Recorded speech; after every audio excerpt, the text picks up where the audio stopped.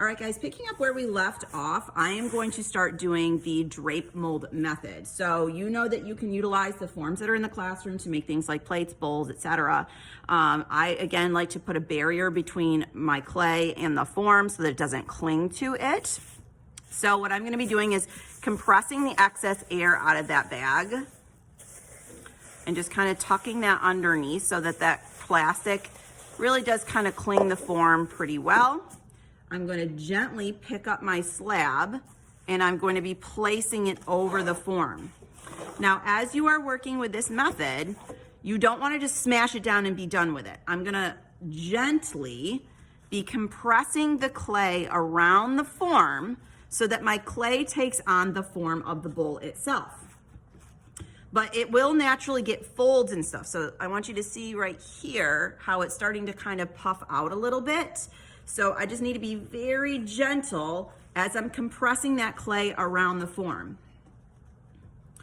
You don't want to thin it out too much. You want it to stay pretty uniform throughout. So again, just kind of gently pressing that clay around the form. Sometimes students will like to use things like paddles. You can. I tend to just use my hands as I'm compressing that clay. So again, I draped the clay over the form. So that's called a drape mold. If I was to have put it inside the bowl and pressed it, that would have been a press mold.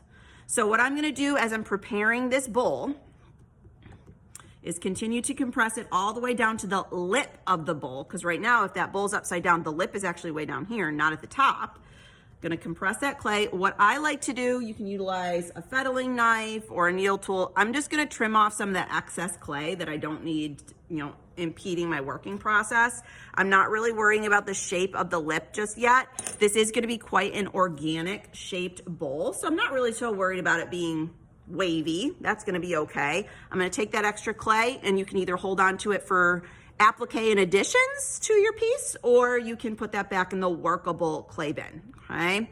So I'm just gonna continue to work on this bowl. I'm gonna refine the form of the bowl and the lip of the bowl, and then we will come back and I'll talk about refining the interior when this piece is a little bit more leather hard and can stand up on its own.